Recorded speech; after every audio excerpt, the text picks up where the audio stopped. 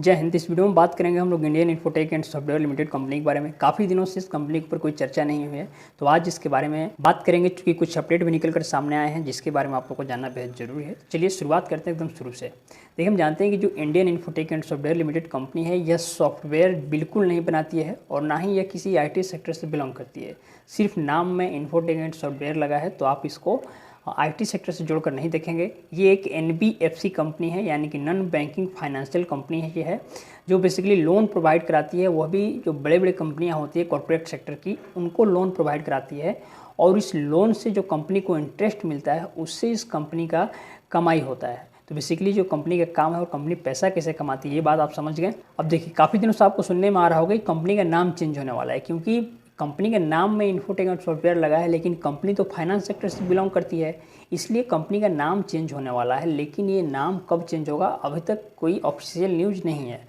दूसरी बात, कंपनी अभी सिर्फ BSE पर लिस्टेड है। काफ़ी दिनों से यह भी सुनने को मिल रहा है कंपनी NSE पर भी लिस्टेड होने वाली है, लेकिन कब लिस्ट होगी इसकी भी कोई ऑथेंटिक जानकारी अभी तक नहीं है। हालांकि यदि कंपनी NSE पर लिस्ट हो जाती है तब ये कंपनी के लिए और साथ में कंपनी के जो शेयर होल्डर्स हैं उनके लिए काफ़ी एक राहत देने वाली खबर होगी, क्योंकि तब इसमें ज़्यादा ट्रेडिंग होगी और जब तक ज़्यादा ट्रेडिंग होगी तो शेयर में मूवमेंट ज़्यादा होगा। देखिए, ये है जो कंपनी है, पेनी स्टॉक लोग मान कर चलते हैं। वैसे तो कंपनी का मार्केट कैप लगभग 250 करोड़ रुपए के आसपास है, तो 250 करोड़ रुपए वाली कंपनी पेनी स्टॉक नहीं होती, इसको आप स्मॉल कैप कंपनी कर सकते हैं। और यदि शेयर प्राइस की बात करें तो शेयर प्राइस है ₹2.50। यह कल के दिन यानी फ्राइडे के दिन जब बाजार क्लोज हुआ तब की यह शेयर प्राइस है ₹2.50 और कल के दिन आप देखेंगे तो लगभग इसमें 5% के आसपास तेजी देखने को मिला है, यानी कि इसमें यह स्टॉक अभी अपर सर्किट में चल रहा है। अचानक इसमें अपर सर्किट क्यों लगा और कुछ दिनों से इसमें तेजी क्यों देखने को मिल रही है, इसके ऊपर आगे चर्चा करेंगे। लेकिन जरा इन दिनों इसका रिटर्न क्या रहा हुआ देखिए। एक सप्ताह में यह स्टॉक सिर्फ 0.181% चढ़ा है।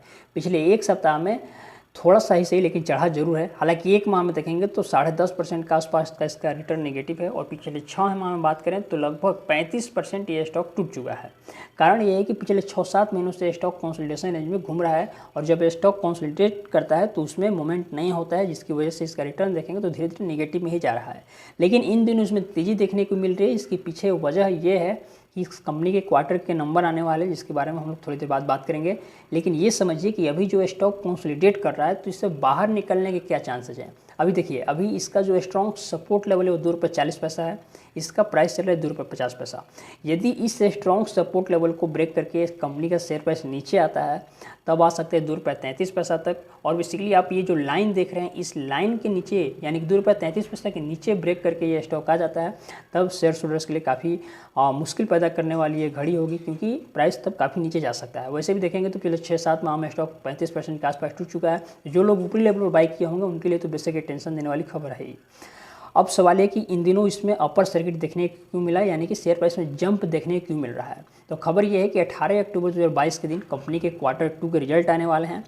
Q2 के नतीजे अच्छे आने की उम्मीद है, क्योंकि पिछले जो क्वार्टर का रिजल्ट आया था यानी कि जो Q1 का रिजल्ट आया था उसमें कंपनी का प्रॉफिट पिछले क्वार्टर के मुकाबले काफ़ी बेहतर हुआ था। यदि बात करें मार्च के क्वार्टर की यानी Q4 के रिजल्ट की, तो उसमें देखेंगे कंपनी का जो प्रॉफिट था वो लॉस में था, -5 करोड़ 60 लाख के आसपास कंपनी का लॉस था। लेकिन जब उसके बाद जून के क्वार्टर का रिजल्ट आया यानी कि जो Q1 का रिजल्ट आया उसमें लॉस को कम करके कंपनी 2 करोड़ के आसपास प्रॉफिट में आई। तो इस बार भी उम्मीद है कि कंपनी का जो Q2 के नतीजे आने वाले हैं इसमें भी कंपनी को अच्छा खासा प्रॉफिट होगा।